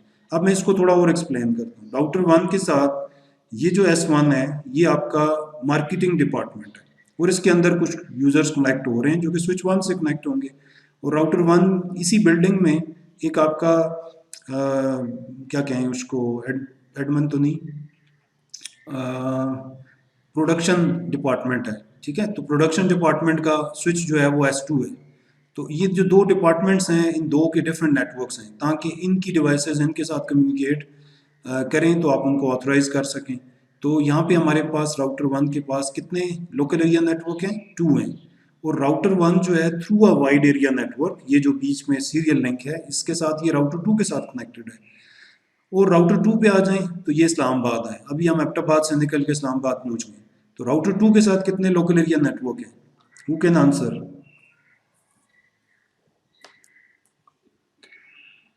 Okay, most of you are saying we have two local area networks with router 2. Exactly, जहाँ पे router 1 के साथ 2 थे तो यहाँ पे भी 2 हैं। यार ये आपने प्रैक्टिकली बिल्कुल समझना है, ठीक है, कि लोकल एरिया नेटवर्क्स कितने हैं, वाइड एरिया नेटवर्क्स कितने हैं और ओवरऑल कितने नेटवर्क्स हैं। Yes, it is a one network, ये किसी कंपनी का एक नेटवर्क है, ये कोई बैंक हो सकता है, कोई और कोई कंपनी हो सकती है। तो इसके जो दो हमने नेटवर्क्स की बात की कि एक एबटाबाद ऑफिस है, एक इस्लामाबाद है, तो यहाँ पे भी दो, इस्लामाबाद में भी दो डिपार्टमेंट्स हैं, इनको भी हम वही नाम देते हैं। ये एक मार्केटिंग डिपार्टमेंट है और एक इनका प्रोडक्शन डिपार्टमेंट है। और ये यहाँ पे काम कर रहे हैं एबटाबाद में और ये जो है वो इस्लामाबाद में काम कर रहे हैं। इन दोनों राउटर्स को, क्योंकि देखें ये जो यूज़र्स हैं PC 1 2 3 4 ये आपकी कंपनी के यूज़र्स हैं, तो आपने इनको आपस में इंटरकनेक्ट करना है। तो इसीलिए हम लफ्ज़ यूज़ करते हैं routers are use to interconnect the networks. तो यहाँ पे प्रैक्टिकली वी हैव 5 नेटवर्क्स, 1 2 3, ये बीच में 3 है, 4 एंड 5। तो practically we have 5 networks. Overall it is a one network of some company. Yes yes, आप में से बहुत सारे लोगों ने सही आंसर किया, बट मेरा मेरा मकसद एक्सप्लेन करना था। तो हमने यहाँ से ये सीख लिया कि दो ओवरऑल इसमें दो लोकल एरिया नेटवर्क हैं और ये वाइड एरिया नेटवर्क के थ्रू इसके साथ कनेक्टेड है और यहाँ पे भी दो लोकल एरिया नेटवर्क हैं। लेट्स ये कंसेप्ट हमारा यहाँ पे क्लियर हो गया। तो टोपोलॉजी आपको अब आसान लग रही होगी, थोड़ी देर पहले बड़ा मुश्किल सी टोपोलॉजी नज़र आ रही थी कि ये इतने स्विचेस और इतने राउटर्स क्या लगे हुए हैं, क्या काम कर रहे होंगे। एक चीज़ अभी और हमने आइडेंटिफाई रखनी है कि किस पोर्ट पे कौन सी डिवाइस कनेक्टेड है। जैसे ये स्विच है तो स्विच की किस पोर्ट पे कौन सी डिवाइस कनेक्टेड है। तो अगर आप वैसे डिवाइसेस के ऊपर माउस ला के छोड़ें तो भी ये हमें दिखा देती हैं, बट एट दिस स्टेज नहीं आ रहा, टूल टिप्स नहीं आ रही, तो हम इनको कमांड्स के थ्रू ही वेरीफाई करेंगे। अच्छा, इसके ऑब्जेक्टिव्स क्या हैं? तो display router information, configure router interfaces and verify the configuration. तो let's jump to our first objective, display interface information. तो सबसे पहले पूछ रहा है कि which command displays the statistics for all interfaces. तो किसी भी राउटर पे जाएं, चलें राउटर 1 पे जाएं और इसका जो कमांड प्रॉम्प्ट है उसको एक्सेस करें और इस कमांड प्रॉम्प्ट से हम वेरीफाई करते हैं। अच्छा, इसमें पासवर्ड भी लगा हुआ है तो पासवर्ड भी देख लेते हैं। इसने बताया हुआ है कि आपका CLI कंसोल का पासवर्ड सिस्को है और प्रिविलेज मोड का पासवर्ड क्लास है। That's good. और हम ये अप्लाई करते हैं सिस्को और इनेबल मोड में हम क्लास अप्लाई करते हैं। सो विच कमांड, ये ए जो है इसको हम देख लेते हैं। तो हम लिखते हैं शो इंटरफेसेस। ये कमांड है जिसके थ्रू आप देख सकते हैं कि आपके राउटर में इंटरफेसेस के ऊपर क्या। इससे पहले अगर मैं ब्रीफ कर लूँ, शो IP इंटरफेस ब्रीफ, ये कमांड बहुत इंपॉर्टेंट है। जब भी कभी आपका नेटवर्क राउटर स्विचेस के साथ वास्ता पड़ेगा तो आप ये कमांड लगाएंगे। तो आप यहाँ से कितने पोर्ट्स हैं हमारे पास, ईथरनेट पोर्ट्स कितने हैं, 2 ये गीगाबिट हैं और यहाँ पे ईथरनेट पोर्ट्स हैं 4। तो टोटल हमारे पास 6 ईथरनेट पोर्ट्स हैं और 2 सीरियल पोर्ट्स हैं जो कि वैन की पोर्ट्स होती हैं। तो ये वाली जो पोर्ट्स हैं ये लैन की हैं और ये वाली जो 2 पोर्ट्स बीच में हैं ये वाली वैन की पोर्ट्स हैं। और आप ये देख सकते हैं इसके ऊपर IP असाइंड है, लेकिन हमारे लैन पोर्ट्स के ऊपर कोई IP असाइंड नहीं है। दूसरा, इसमें आप ये भी दे सकते हैं कि ये जो इसका स्टेटस है वो एडमिनिस्ट्रेटिवली डाउन है, इसको हम कहते हैं शट डाउन है, स्टेटस इसका एडमिनिस्ट्रेटिवली डाउन है। और इसका जो लाइन प्रोटोकॉल है वो भी इस टाइम पे डाउन है। लेकिन इस इंटरफेस का आप देख सकते हैं कि ये स्टेटस अप है। ये क्यों है?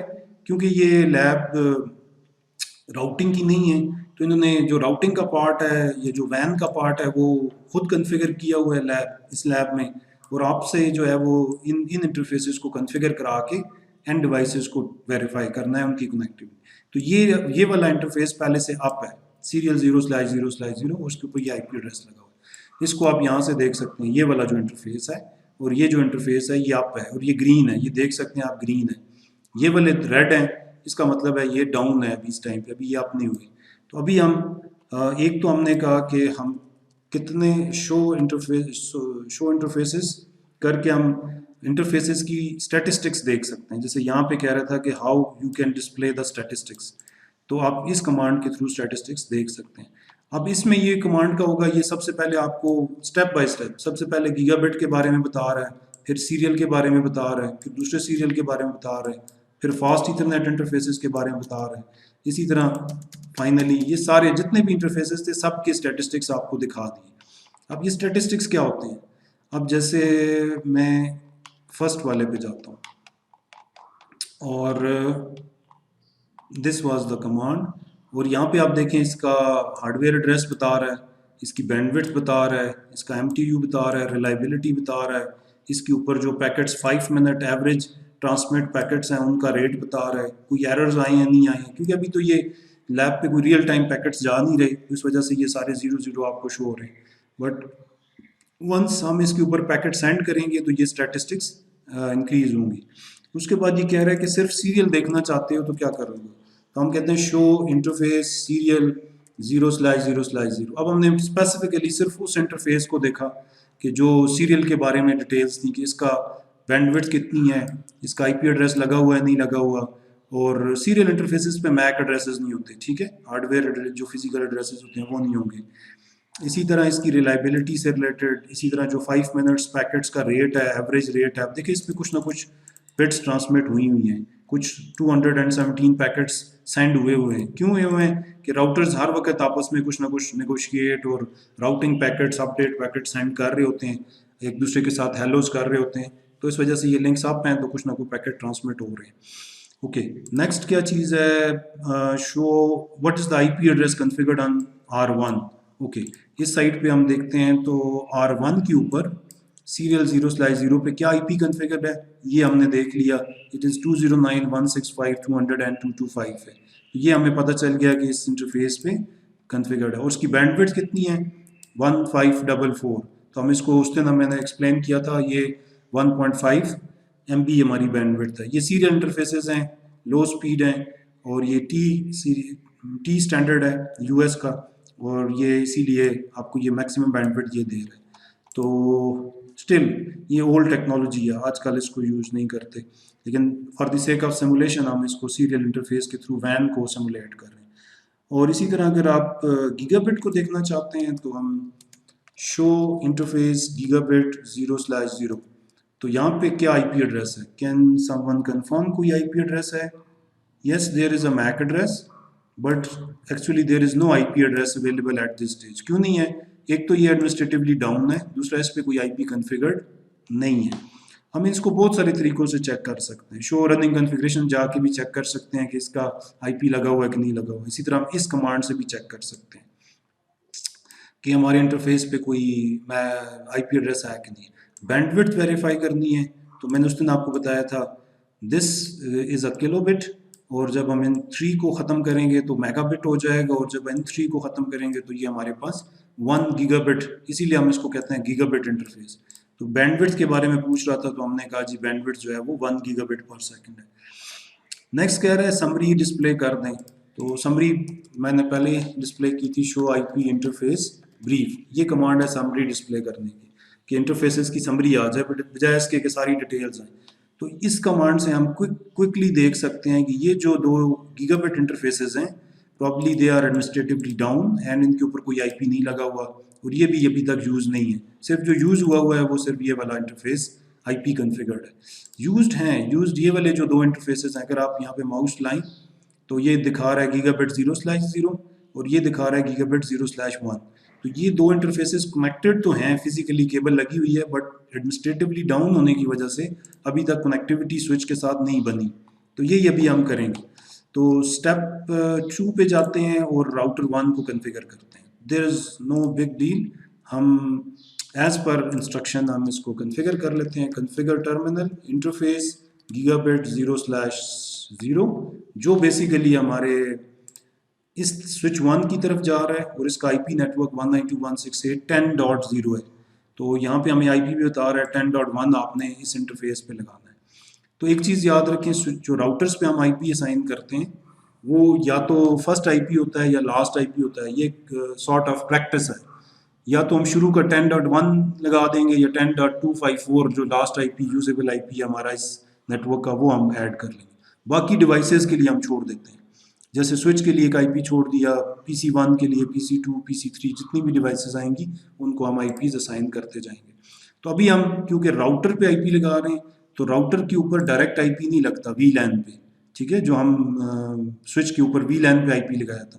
राउटर के इंटरफेस पे आईपी लगता है। राउटर का इंटरफेस एक यूनिक क्या लें पोर्ट होती है और इसका अपना एड्रेस होता है, मैक एड्रेस इसका लैन साइड पे।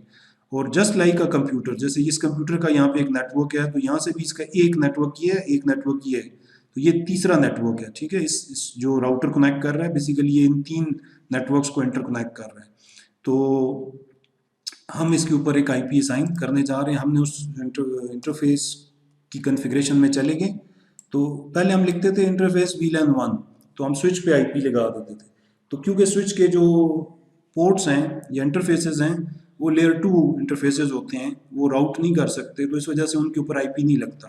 तो राउटर का हर इंटरफेस राउटेड इंटरफेस होता है, तो इसके ऊपर हम आईपी एड्रेसेस असाइन कर सकते हैं, जैसे आप अपने कंप्यूटर पे एक आईपी असाइन करते हैं।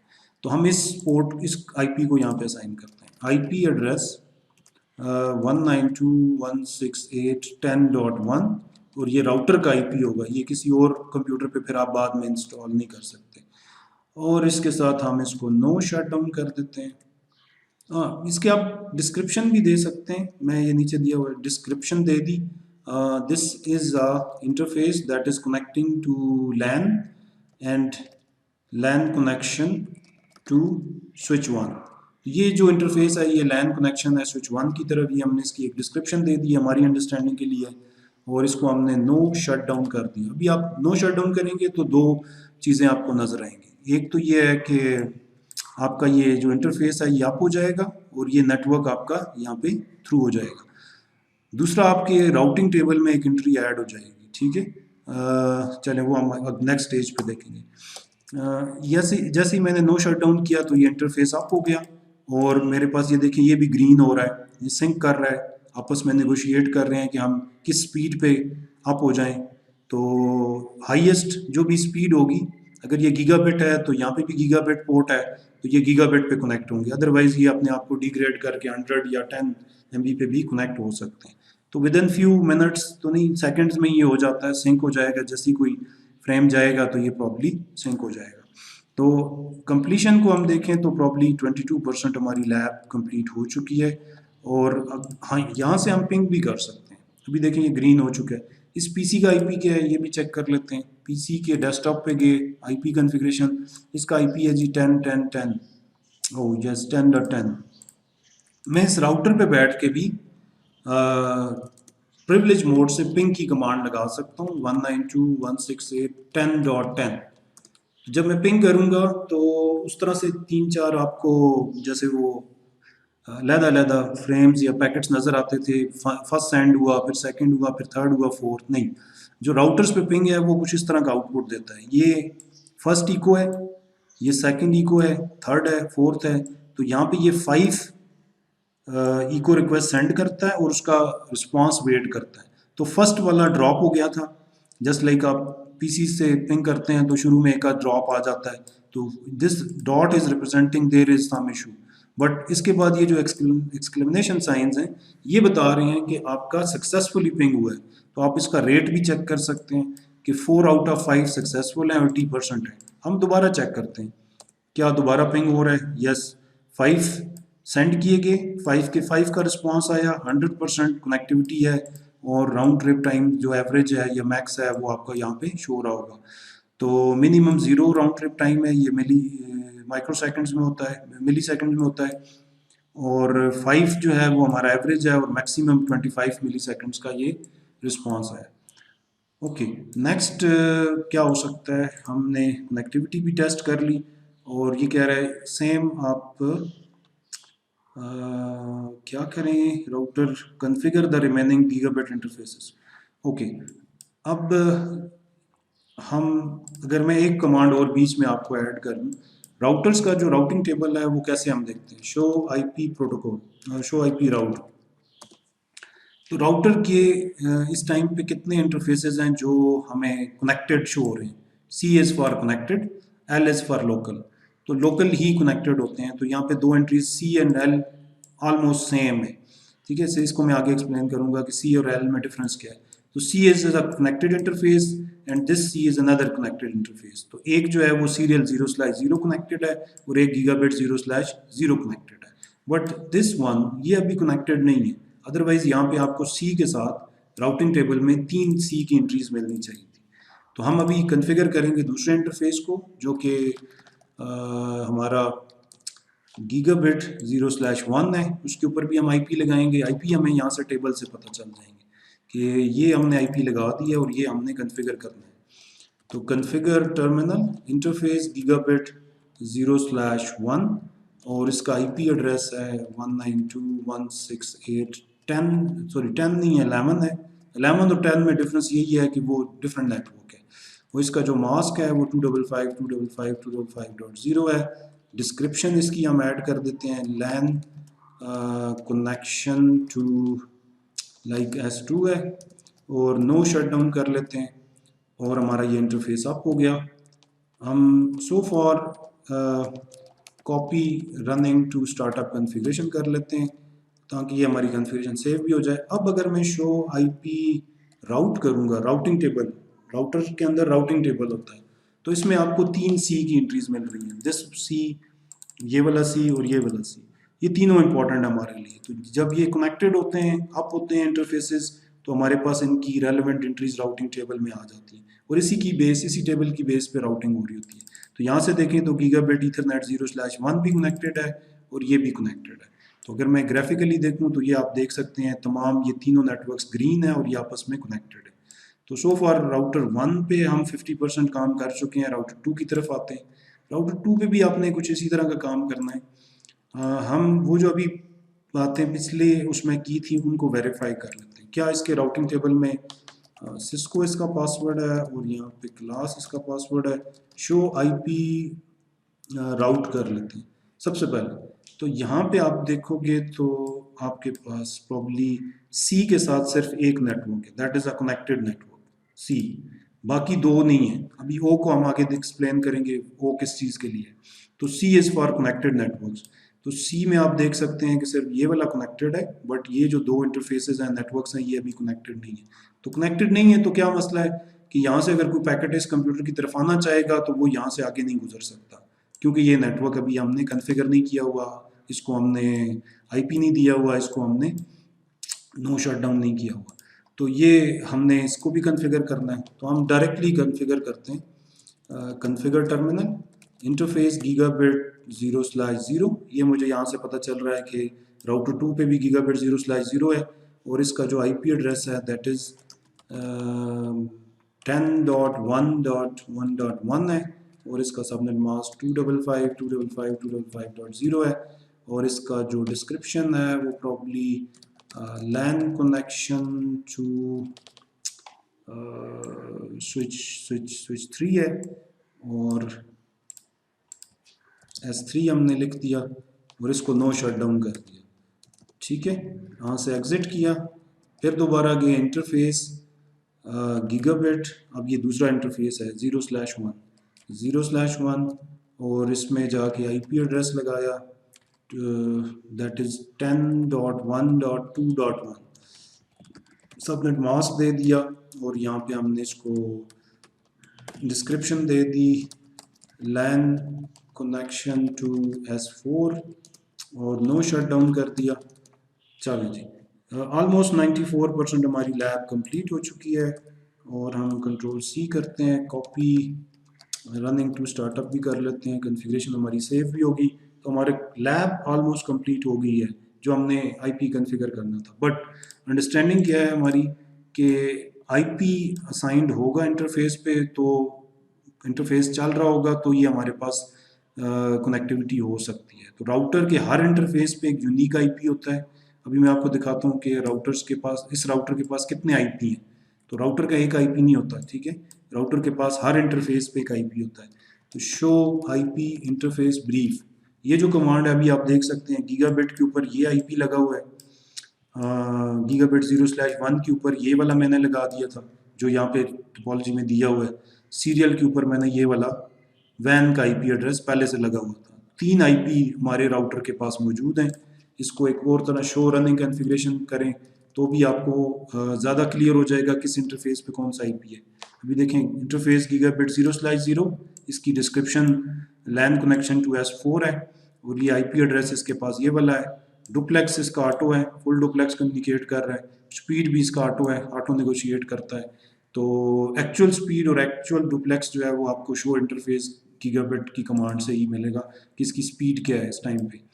तो वो हम पहले देख चुके हैं। तो सो फार हमने ये चीज़ें देख ली और आईपी भी इस पे लगा हुआ है। एक जनरली आपको बता दूं, राउटर्स विदाउट राउटिंग काम नहीं करते। तो अभी इस लैब में क्योंकि हमने राउटिंग नहीं पढ़ी और राउटिंग को कॉन्फ़िगर करना, जैसे OSPF एक राउटिंग प्रोटोकॉल है इस लैब के अंदर। अगर मैं आपको दिखाऊं शो आईपी प्रोटोकॉल, तो हमारे पास OSPF open shortest path first जो है वो एक राउटिंग प्रोटोकॉल चल रहा है और ये ओपन स्टैंडर्ड राउटिंग प्रोटोकॉल है। 10 इसका प्रोसेस आईडी है। तो ये चल रहा है हमारे पास और इसी वजह से ही आपको ये लैब अप होके मिल रही है। और अगर हम टेस्टिंग करें एंड टू एंड पैकेट्स की, तो मैं यहाँ से एक पैकेट लेता हूँ, यहाँ से सेंड करता हूँ इस राउटर की तरफ, तो क्या ये पिंग होगा? Yes, it is successful. एक और पैकेट लेता हूँ, PC2 की तरफ भेजता हूँ। तो इनिशियली मैंने आपको कहा था फेल हो सकता है, आप एटलीस्ट 2 या 3 अटैम्प्ट ज़रूर करें। Now it is successful. और इसी तरह मैं PC1 से राउटर 2 को पिंग करता हूँ, तो ये भी सक्सेसफुल है।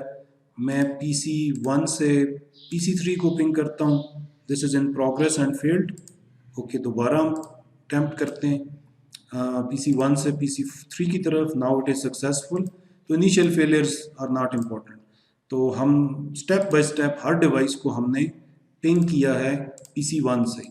It is sort of confirmation कि PC1 अगर PC2 से कोई डेटा उठाना चाहता है, PC3 से कोई और फाइल कॉपी करना चाहता है, PC4 को कोई फाइल भेजना चाहता है, तो ऑल डिवाइसेस आर कनेक्टेड और ये एक दूसरे के साथ कम्युनिकेट कर सकती हैं। अब बीच में ये जो इंटर नेटवर्क है ये राउटर्स के थ्रू बना है। तो राउटर्स के ऊपर अभी हमने 2 चीज़ें लर्न की। एक तो इसके डायरेक्टली कनेक्टेड इंटरफेसेस के बारे में हमें पता चल गया। दूसरा, राउटर्स के दरमियान कोई राउटिंग का प्रोसेस होता है OSPF जैसे, तो वो परफॉर्म कर रहा होता है। ये डायनामिक राउटिंग कहलाती है। इसी तरह स्टैटिक राउटिंग है। ये दोनों टॉपिक्स जो हैं ये बेसिकली CCNA मॉड्यूल 2 के टॉपिक्स हैं कि किस तरह से हम राउटिंग करते हैं। बट इन दिस लैब आपकी ये जो काम है, जैसे राउटर के ऊपर एक IP असाइन करना और उसकी बेस पे दूसरी डिवाइसेस की कनेक्टिविटी वेरीफाई करना है, this is very important. Okay,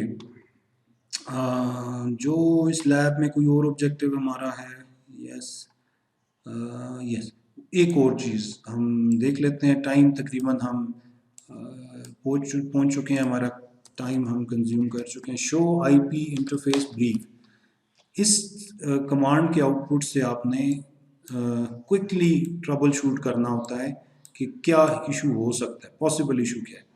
जब मैंने शो इंटरफेस ब्रीफ कमांड दी तो मुझे कह रहा है कि मैं इसको फुल स्क्रीन में आपको दिखाता हूँ ताकि ज़्यादा क्लियर हो जाए।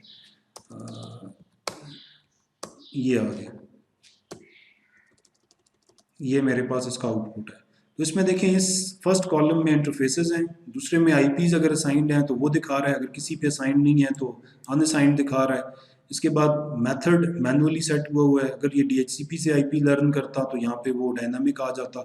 स्टेटस इज़ इम्पॉर्टेंट, ये जो स्टेटस कॉलम है ये वाला, इसमें यहाँ पे दिखा रहा है ये अप है, लेकिन नीचे इसको दिखा रहा है एडमिनिस्ट्रेटिवली डाउन।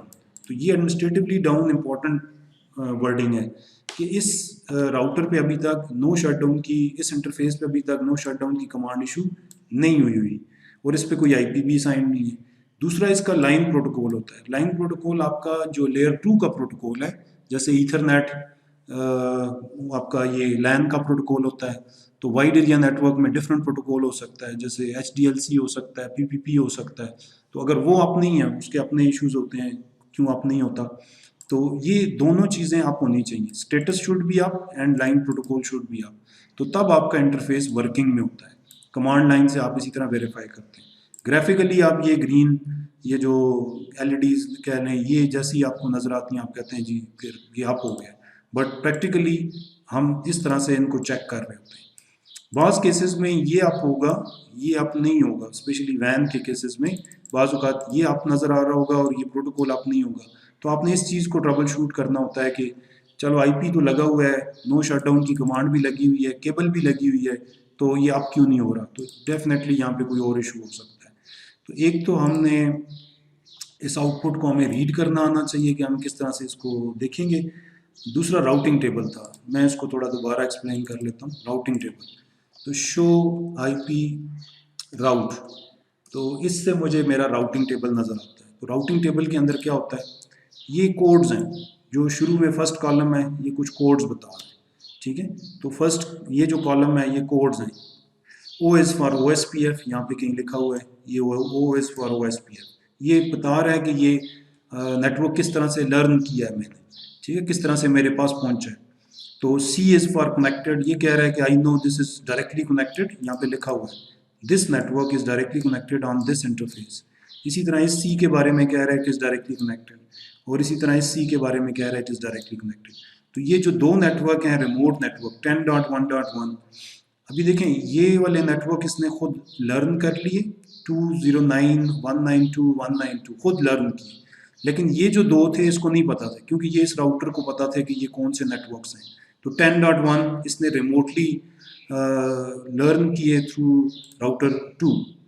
तो यहाँ से आप देख सकते हैं ओ की ये जो दो एंट्रीज हैं, इनके आगे कुछ और चीज़ें भी हैं, जैसे इसका मैट्रिक वैल्यू है, और इसी तरह ये किसके थ्रू लर्न हुए हैं, किस कंप्यूटर के थ्रू, किस नेक्स्ट टॉप राउटर के थ्रू लर्न हुए हैं। तो 200.225 ये खुद है, ये देख सकते हैं 225 ये खुद है, लोकल इसका आईपी है, लेकिन 226 जो है वो नेक्स्ट राउटर का आईपी है जो इस इंटरफेस पे लगा हुआ है, ये 226 है। तो ये मुझे कह रहा है कि मैंने ये जो दो नेटवर्क लर्न किए हैं ये मुझे इसने बताए हैं, ठीक है। जैसे आप कहते हैं मैं एबटाबाद में हूँ और मुझे इस्लामाबाद ने बताया कि वहाँ पे ये दो नेटवर्क्स मौजूद हैं, तो इस्लामाबाद कौन है, वो ये वाला इंटरफेस है। तो इस तरह से हम प्रैक्टिकली राउटर्स को या नेटवर्क को समझते हैं, अपनी अंडरस्टैंडिंग डेवलप करते हैं और फिर उनको कॉन्फ़िगर करते हैं। इससे पहले का पार्ट वही है कि जब आप फुल CCNA का कोर्स कर लेते हैं तो आप खुद डिज़ाइन करते हैं नेटवर्क, ये मेरा एबटाबाद का नेटवर्क होगा, ये मेरा इस्लामाबाद का होगा, इसमें इतने स्विचेस होंगे, इसमें ये वाले कंप्यूटर्स इस स्विच के थ्रू कनेक्ट होंगे, तो दिस इज़ योर टोपोलॉजी। तो यही आपकी अल्टीमेट लर्निंग है इस सारे कोर्स के अंदर, कि आप नेटवर्क्स, राउटर, स्विचेस को प्रैक्टिकली खुद एक्सप्लोर करें और लर्न करें, एंड टू एंड कनेक्टिविटी को टेस्ट करें। जैसे अभी मैंने यहाँ से पैकेट सेंड करके टेस्ट किया था, तो देयर इज़ नो इशू। आप यहाँ पे कंप्यूटर पे जाएं, कमांड प्रॉम्प्ट पे जाएं और यहाँ से पिंग करके भी चेक कर सकते हैं। हम पिंग करते हैं 10.1.1.1, तो ये हमारा राउटर पिंग हो रहा है, और अगर मैं 10.1.10 पिंग कर रहा हूँ तो ये मेरा ये वाला पीसी, ये जो रिमोट पीसी है इसका आईपी 10.1.1.10 है, ठीक है। तो मैंने इस कंप्यूटर पे बैठ के इसको 10.1.1.10 को पिंग किया था, तो ये पिंग हो रहा है, तो एवरीथिंग इज़ गुड। हमारा ये नेटवर्क बिल्कुल सही चल रहा है। तो आपने भी इस लैब को, दिस इज़ नॉट योर क्या लें ग्रेडेड असाइनमेंट कि आपने इसको अपलोड करना है, इसको आपने खुद एक दफ़ा अटैम्प्ट ज़रूर करना है इसी आज के और कल के दिन में। तो मैंने इसीलिए ये जंप किया था, इस लैब पे आया था कि एटलीस्ट बिफोर ईद जो है आप एक राउटर स्विचेस का रोल्स आइडेंटिफाई कर लें और एक नेटवर्क की अंडरस्टैंडिंग आपकी बन जाए। इन चीज़ों को हम रिपीट करते रहेंगे ऑन ऑफ में, जितनी जो लैब्स बनी हुई हैं। मैं इसीलिए अपनी लैब्स नहीं बना रहा कि मैं अपनी लैब बनाऊँ और कोई एक ही लैब में आपको 8-10 चीज़ें बता दूँ। इनको ग्रेजुअली हम जो आपके चैप्टर वाइज हैं उनके साथ एक्सप्लोर कर रहे हैं, और आगे फिर हम उनको टॉपिक्स को और इंटीग्रेट करेंगे। जैसे कॉन्फ़िगरिंग IPv6 है, तो अगर आपको IPv4 नहीं आता, जो अभी हमने IP लगाए थे ये IPv4 हैं, तो आप IPv6 में कंफ्यूज हो जाएंगे। तो इसी तरह सबनेटिंग एक इम्पॉर्टेंट टॉपिक है जो कि आपको लाजमी आना चाहिए। हम नेटवर्क्स को सबनेट कैसे करते हैं, ठीक है। इसी तरह TCP UDP के ऑपरेशंस हैं, सिक्योर कैसे करते हैं अपनी डिवाइसेस को, ये आगे फिर हम देखेंगे SSH को कैसे कॉन्फ़िगर करते हैं। और देन ट्रबल शूटिंग और स्किल इंटीग्रेशन चैलेंजेस हैं, ये काफ़ी बड़ी लैब है जिसको हम बाद में इंशाल्लाह करेंगे कि आपकी ओवरऑल जो नेटवर्क्स के बारे में अंडरस्टैंडिंग है या स्किल है वो डेवलप हो जाए। तो मैं आपको ये 10 चैप्टर 10 तक जो लैब्स हैं, नॉट चैप्टर 11, चैप्टर 10 तक की लैब्स में आज अपलोड कर दूंगा। आपने इन लैब्स को डाउनलोड करना है और इनको खुद अटैम्प्ट करना है, ठीक है। जो मैंने नहीं कराई, जैसे ट्रबल शूटिंग डिफ़ॉल्ट गेटवे है, मैं इसकी वीडियो शेयर कर दूंगा। और प्रॉब्ली चैप्टर 10 तक ये वाली जो लैब्स हैं ये सारी आपकी इसी वीक में कंप्लीट हो जाएंगी, तो आपने इनको अटैम्प्ट कर लेना।